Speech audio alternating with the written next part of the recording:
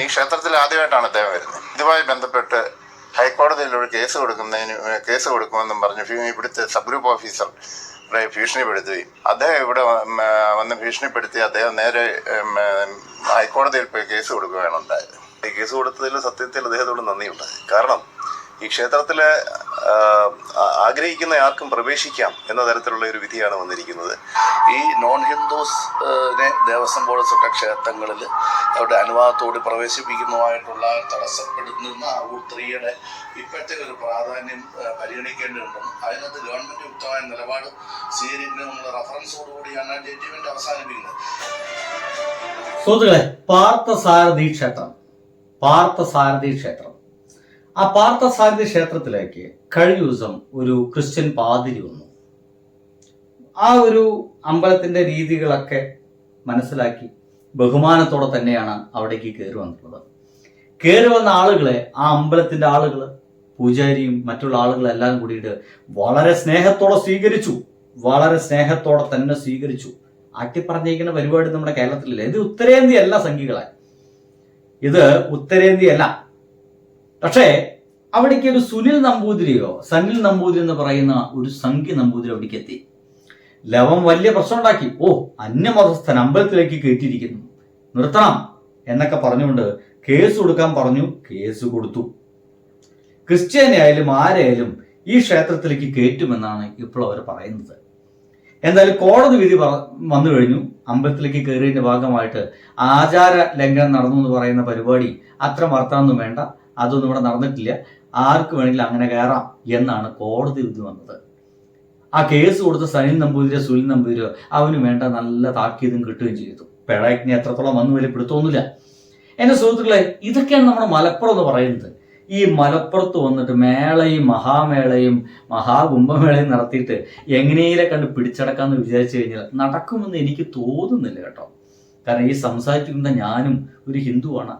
എന്താണ് നിങ്ങൾ നടത്തുന്ന മേളയുടെ ഭാഗമായിട്ട് ഇവിടെ നടത്താൻ പോകുന്ന രാഷ്ട്രീയ കുംഭമേള എന്ന് തിരിച്ചറിയാനുള്ള അത്യാവശ്യ ബോധമൊക്കെ ഇവിടുത്തെ ഹിന്ദുക്കൾക്കുണ്ട്. നിങ്ങൾ വിചാരിക്കുന്ന പോലെ എല്ലാവരും സംഘിയായിട്ട് കഴിഞ്ഞിട്ടില്ല, സംഘിപ്പട്ടത്തിലേക്ക് എല്ലാവരും എത്തിയിട്ടില്ല. കേരളത്തിലെ ഹിന്ദുക്കൾ എന്ന് പറയുന്ന ആളുകൾ ചാണകം തിന്ന് തുടങ്ങിയിട്ടില്ല എന്ന് കൃത്യമായിട്ടൊന്ന് മനസ്സിലാക്കുക. ഇതിനൊപ്പം തന്നെ എനിക്ക് നിങ്ങൾക്ക് പറയാനുള്ള ഒരു വാർത്ത കൂടിയുണ്ട്. എന്തായാലും ഹിന്ദുവിന്റെ വാർത്ത പറഞ്ഞു കഴിഞ്ഞാൽ ഒരു മുസ്ലിം പള്ളിയുടെ വാർത്തയാണ് നിങ്ങളുടെ മുമ്പിലേക്ക്. വേണമെങ്കിൽ ഞാൻ ഈ ഒരു പള്ളിയെ ജമാഅത്ത് ഇസ്ലാമിയുടെ പള്ളി എന്ന് പറയാം. ജമാഅത്ത് ഇസ്ലാമിക്കാരുടെ പള്ളിയാണെന്നൊക്കെ പറഞ്ഞു കേൾക്കുന്നു. ഞാൻ ഇതിന്റെ യാഥാർത്ഥ്യത്തിലേക്കും തിരിഞ്ഞിട്ടില്ല. സംഗതി നടന്നെന്ന് വെച്ച് കഴിഞ്ഞാല് മലപ്പുറം പൊന്നാനിയിലാണ് ഈ പള്ളി ഉള്ളത്. കഴിഞ്ഞ ദിവസം പൊന്നാനിയിൽ നിന്നത് ആ മറ്റൊരു ബാങ്കുലി എന്ന് പറഞ്ഞിട്ട് മാതൃഭൂമിയിൽ എങ്ങാണ്ട് ഒരു ഗംഭീര വാർത്ത വന്നിട്ടുണ്ട്. എത്ര പേര് ഇത് ശ്രദ്ധിച്ചൊന്നും വലിയ പിടുത്തമൊന്നുമില്ല. പക്ഷെ ഞാൻ പറഞ്ഞു വെക്കുന്നത്, ഇതിങ്ങനെ വാർത്ത കൊടുത്താലും കൊടുത്തിട്ടില്ലെങ്കിലും പൊന്നാനിയിൽ ഇങ്ങനെയൊക്കെ തന്നെയാണ് നടക്കുള്ളൂ കേട്ടോ, ഇങ്ങനെയൊക്കെ തന്നെ നടക്കുന്നുള്ളൂ എന്നുകൂടി മനസ്സിലാക്കുക. സംഗതി എന്താ വെച്ച് കഴിഞ്ഞാല് അവിടെ ഒരു പള്ളിയുണ്ട്. മലബാറിന്റെ മക്ക എന്നറിയപ്പെടുന്ന ഒരു വലിയ പള്ളിയൊക്കെ അവിടെയുണ്ട്.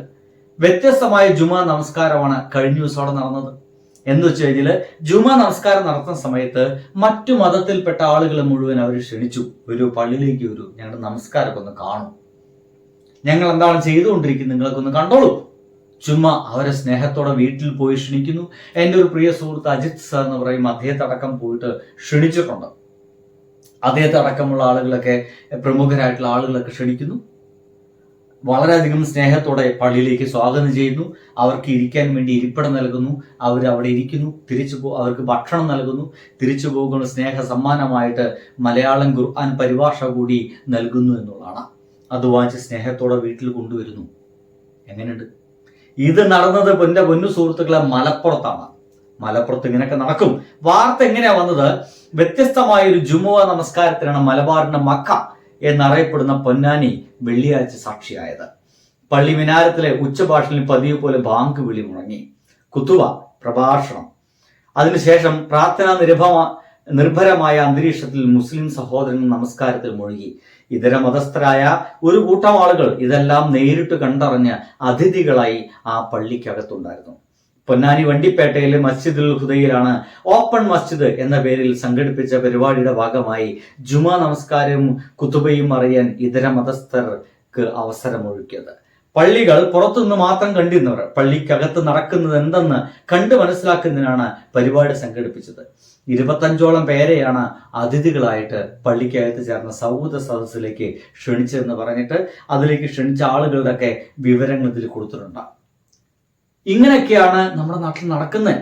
പള്ളിയിലേക്ക് ആർക്കും കയറാം എന്നുള്ള ധാരണ പോലും ഇല്ലാത്ത ആളുകളുണ്ട്. എന്തായാലും അവിടേക്കുള്ള അതിന്റെ വീഡിയോ ഒക്കെ ഇപ്പൊ ഇങ്ങനെ ഗംഭീരമായിട്ട് വൈറലായിക്കൊണ്ടിരിക്കുന്ന സംഗതി ഇങ്ങനെ നടന്നു എന്നുള്ളതാണ്. അപ്പോ നമ്മൾ ഇതിനൊപ്പം തന്നെ വേറൊരു കാര്യം കൂടി നമ്മൾ ആലോചിക്കണം. ചേടാ, ഇത് ഇങ്ങനെയൊക്കെയാണെങ്കിൽ ഇപ്പോ ഇത് നേരെ തിരിച്ചാണെങ്കിൽ എന്ത് സംഭവിക്കും എന്നൊക്കെ ചിന്തിക്കുന്ന ആളുകളെ കൂടി ചിലപ്പോൾ ഉണ്ടാകുമെന്നതിനാൽ ഒരു മച്ചാട്ടമ്മയുടെ മച്ചാട് എന്ന രീതിയിൽ ഒരു ഗംഭീര സന്തോഷം നൽകുന്ന ഒരു കാഴ്ചയുണ്ട്. അതൊന്ന് കണ്ടോക്കി. ഒന്ന് ഓണാവും സുഹൃത്തെ. ഇടയ്ക്ക് ഇങ്ങനെ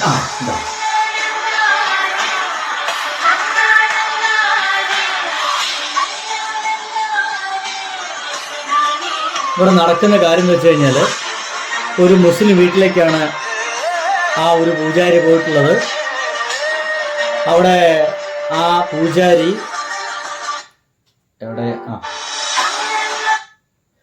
അവിടെ ആ ഒരു ഇതിലേക്ക് നിങ്ങൾ നോക്കിയാൽ നിങ്ങൾക്ക് കാണാൻ മനസ്സിലാവും.